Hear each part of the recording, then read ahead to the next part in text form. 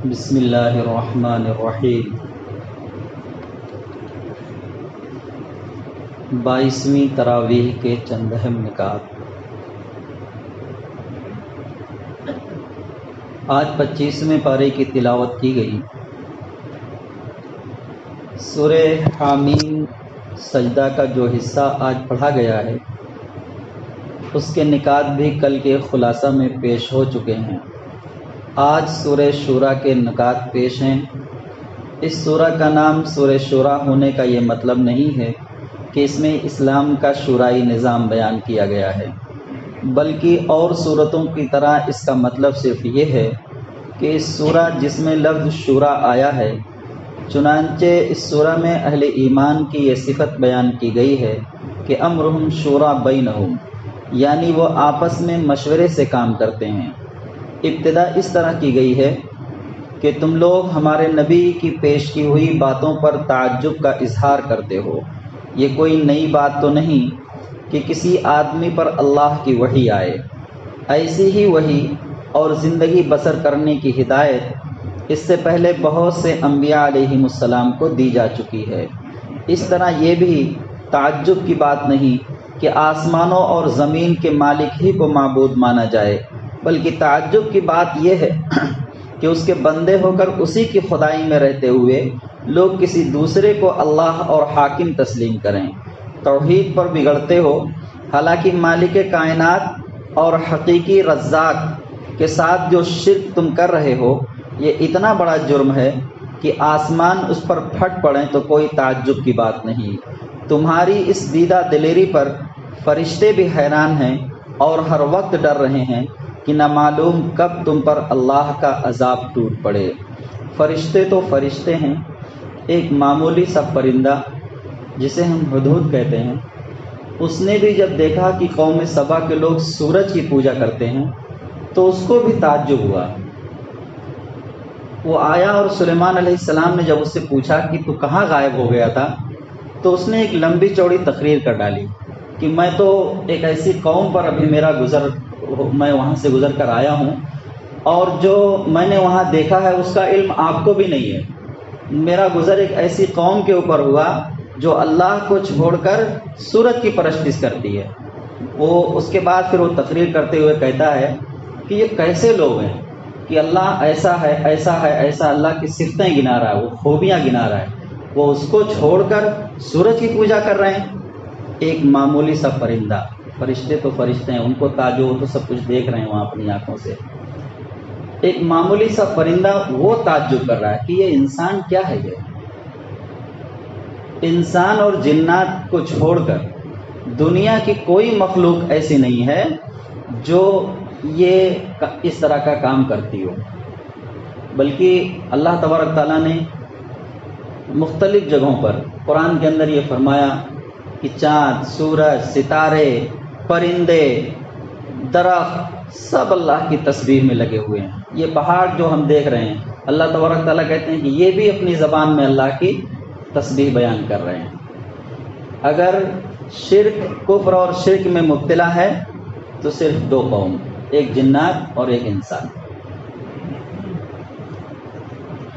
اس کے بعد بتایا گیا کہ نبی صلی اللہ علیہ وآلہ وسلم کا کام صرف غافل لوگوں کو خبردار کرنا اور بھٹکے ہوئے لوگوں کو راستہ دکھانا ہے، ان کی بات نہ ماننے والوں کا محاسبہ کرنا اور انہیں عذاب دینا یا نہ دینا، یہ کام اللہ کا ہے۔ ان کا کام اس طرح کے دعوے کرنا نہیں ہے جس طرح کے دعوے تمہارے بناوٹی مذہبی پیشوا کیا کرتے ہیں کہ جو ان کی بات نہ مانے گا وہ اسے بھسم کر دیں گے۔ یاد رکھو نبی صلی اللہ علیہ وآلہ وسلم تمہاری خیر خواہی کے لیے آئے ہیں اور اسی لیے تمہیں بار بار خبردار کر رہے ہیں اور تمہاری ساری باتوں کو برداشت کر رہے ہیں۔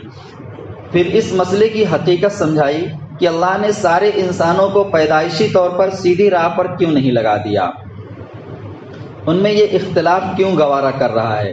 اس کا سبب یہ بتایا گیا کہ اسی اختلاف کے سبب تو اس بات کا امکان پیدا ہوا ہے کہ انسان اللہ کی خاص رحمت کو پا سکے جو دوسری مخلوق کے حصہ میں نہیں آئی۔ جو انسان جانوروں کی طرح جبلت سے مجبور ہو کر نہیں بلکہ اپنے شعور اور اختیار سے اللہ کو اپنا ولی اور کارساز تسلیم کرے، اللہ اسے حسن عمل کی توفیق دے کر اپنی رحمت خاص میں داخل کر لیتا ہے، اور جو انسان اپنے اختیار کا غلط استعمال کر کے ان کو ولی اور مددگار بناتے ہیں، جو حقیقت میں ولی اور مددگار نہیں ہیں اور نہ ہو سکتے ہیں، تو وہ اللہ کی رحمت سے محروم ہو جاتے ہیں۔ اس کے بعد بتایا گیا جو دین نبی صلی اللہ علیہ وآلہ وسلم پیش کر رہے ہیں وہ حقیقت میں ہے کیا؟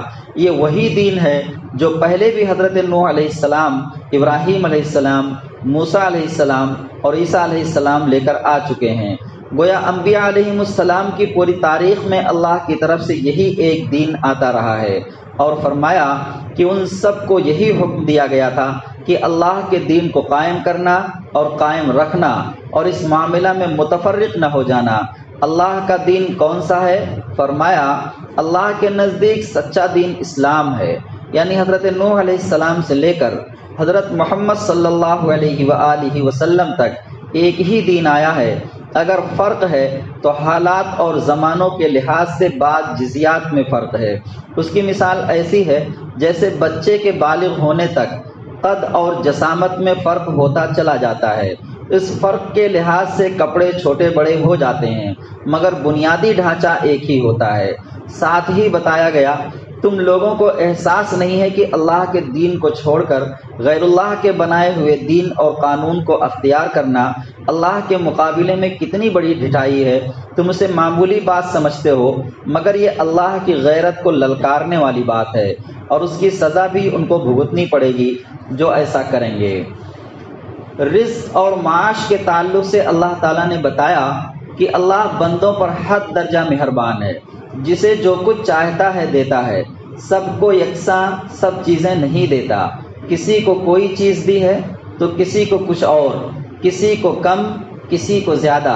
اگر وہ زمین میں روزی پھیلا دے اور سب بندوں کو کھلا رزق دے دے تو وہ زمین میں سرکشی اور طوفان برپا کر دیں گے، مگر وہ ایک حساب سے جتنا چاہتا ہے نازل کرتا ہے۔ یقیناً وہ اپنے بندوں سے باخبر ہے اور سب کچھ دیکھ رہا ہے۔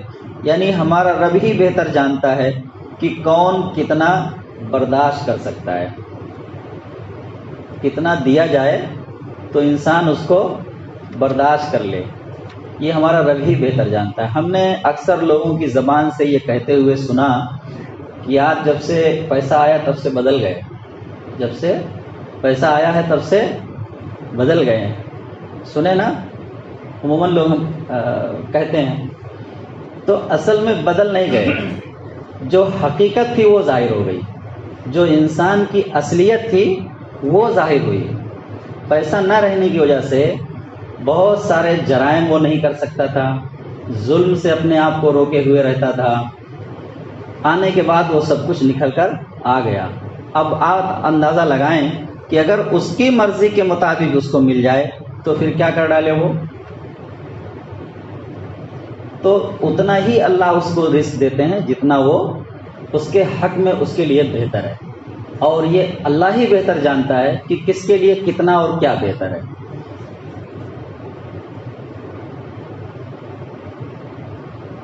یقیناً وہ اپنے بندوں سے باخبر ہے اور سب کچھ دیکھ رہا ہے۔ البتہ جو صرف دنیا چاہتا ہے اللہ اسے دنیا دے دیتا ہے، مگر آخرت میں اس کا کوئی حصہ نہیں رہتا، اور جو آخرت چاہتا ہے اللہ اسے آخرت دیتا ہے اور مزید اپنی عنایات نچھاور کرتا ہے۔ اب بندے کا کام ہے کہ وہ اپنی بھلائی کے لیے کس چیز کا انتخاب کرتا ہے۔ تمہیں جو مصیبتیں پہنچتی ہیں تمہارے کرتوتوں کی وجہ سے ہیں، بہت ساری کوتاہیوں کو اللہ یوں ہی درگزر فرما دیتا ہے۔ یہ آیت تو ہم سب کو ایسا جھجوڑ کر رکھ دے رہی ہے۔ ہم الزام لگاتے ہیں، اللہ پر روتے ہیں، اس کی شکایت کرتے ہیں۔ اللہ تبارک تعالیٰ نے واضح طور پر یہاں ہمیں کہہ دیا کہ یہ تمہارے اوپر جو بھی مصیبتیں آتی ہیں وہ تمہارے اپنے کرتوتوں کا نتیجہ ہوتی ہیں۔ وما اصابکم من مصیبت فبما کسبت ایدیکم ویعفو عن کثیر، اور بہت زیادہ معاف کر دیتے ہیں۔ ابھی پچھلے خلاصے میں ہمارے سامنے یہ بات آئی کہ اگر اللہ ہر برے عمل پر انسان کو پکڑنا شروع کر دے تو پھر کیا ہوگا؟ ایک قدم چلنا ہمارے لیے مشکل ہو جائے گا۔ پھر اللہ تبارک تعالیٰ ویعفو عن کثیر، بہت زیادہ معاف کر دیتے ہیں، نظر انداز کر دیتے ہیں، اس کو گنتی میں بھی نہیں لاتے۔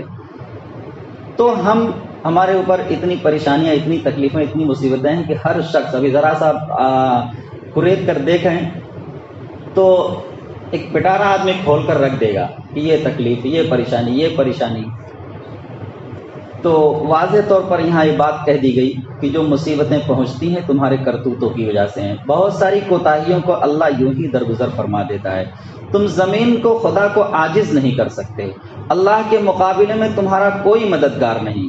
تم انسانوں کو جو کچھ دیا گیا ہے وہ بہت معمولی اور چند روزہ فائدہ بخش ہے۔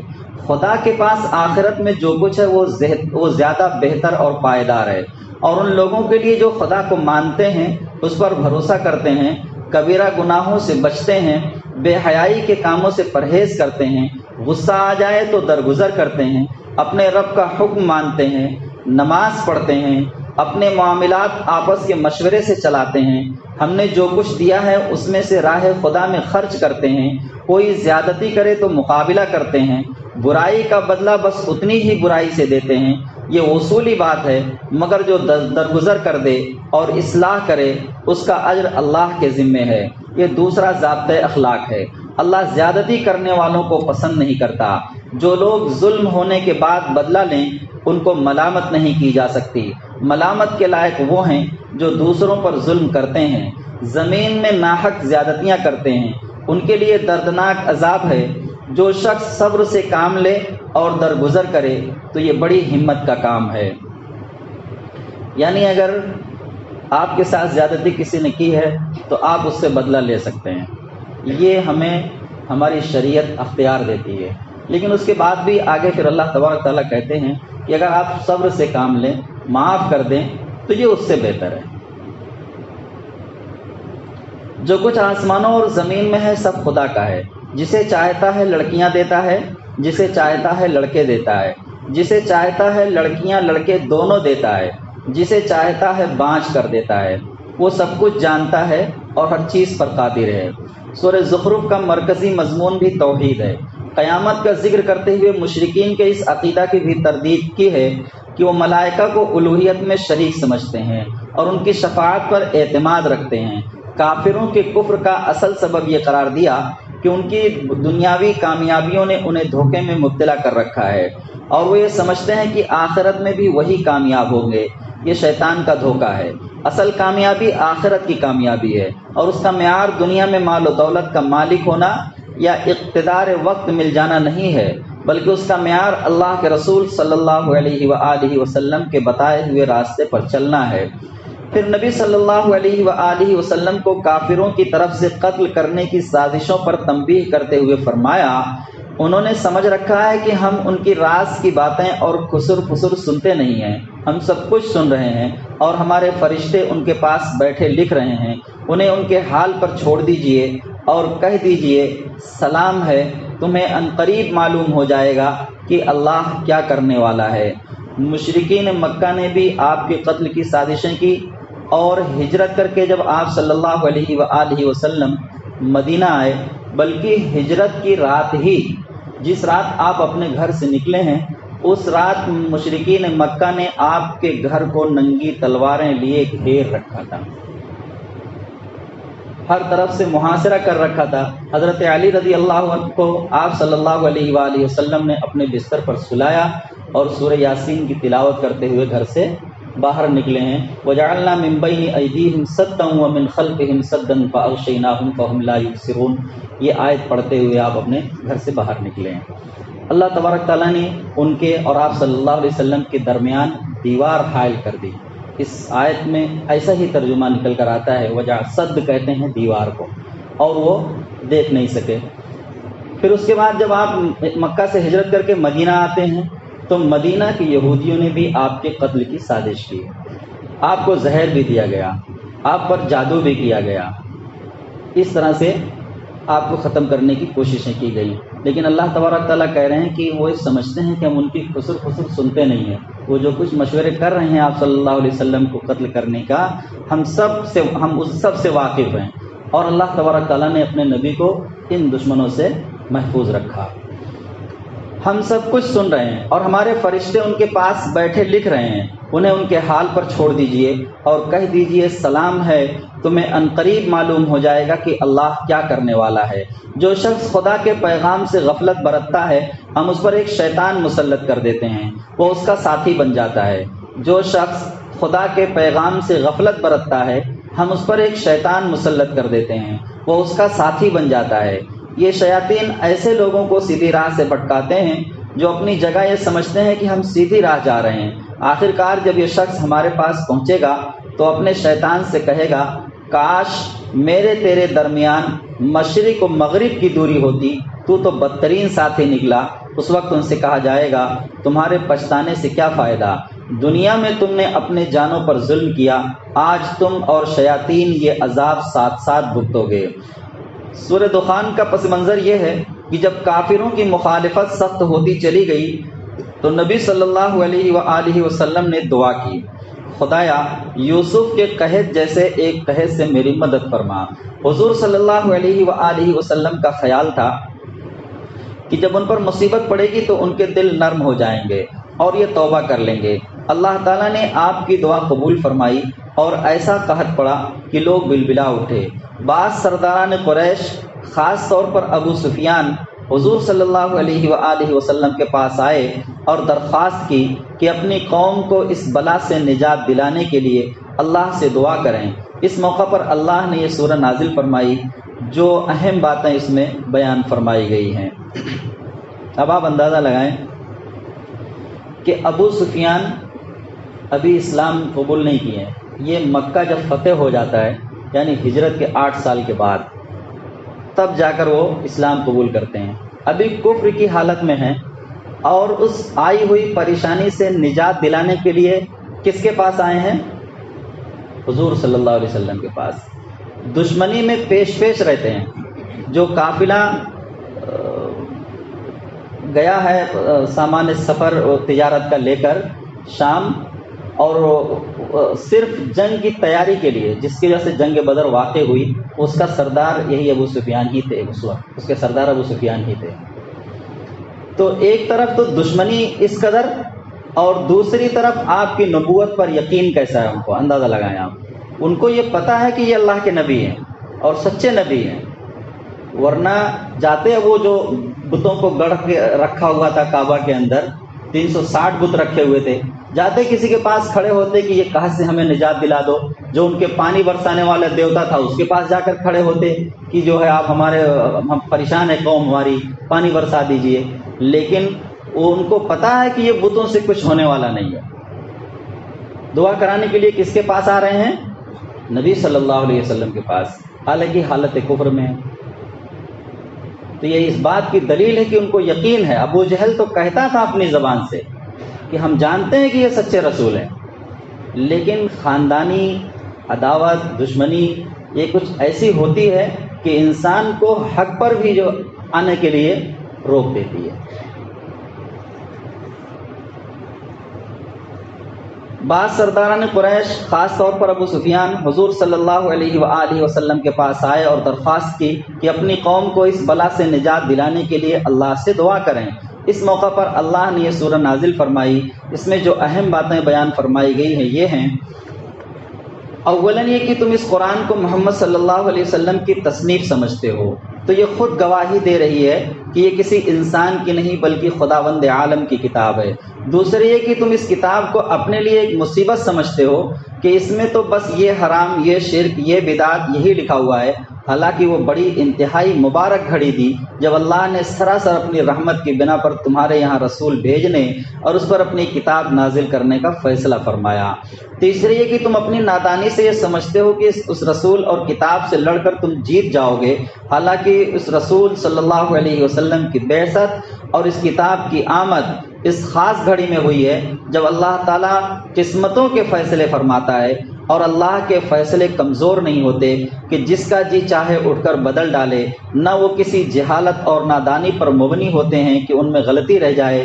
وہ اس فرمان روائے کائنات کے پختہ اور اٹل فیصلے ہوتے ہیں جو سمیع، علیم اور حکیم ہے۔ ہم انہی ایام میں ہم اپنی زندگی ابھی جو ہماری گزر رہی ہے، اللہ تبارک تعالیٰ نے کہا کہ ہم نے اس قرآن کو شب قدر میں رمضان میں نازل کیا ہے، اور پھر پوچھا کہ یہ شب قدر ہے کیا، تم جانتے ہو؟ تو بس یہ آنے ہی والی ہے، یا یہ ہم اسی گھڑیوں میں اپنا وقت گزار رہے ہیں، کوئی نہیں کہہ سکتا۔ اللہ کے رسول نے اسے طاق راتوں میں تلاش کرنے کے لیے حکم دیا ہے، جس میں سے ایک رات چلی گئی ہے، ایک آج آنے والی ہے، اور 2-3 راتیں بچی ہوئی ہیں۔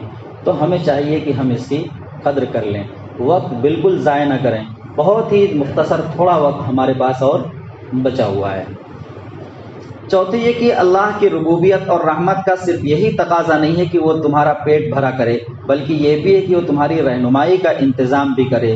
چنانچہ اسی لیے اس نے اپنے رسول بھیجے ہیں اور کتابیں اتاری ہیں۔ آخر میں اللہ کی عدالت کا ذکر کرتے ہوئے بتایا گیا کہ جو لوگ وہاں مجرم قرار پائیں گے ان کا انجام کیا ہوگا، اور جو وہاں کامیاب قرار پائیں گے انہیں کیا انعام ملے گا۔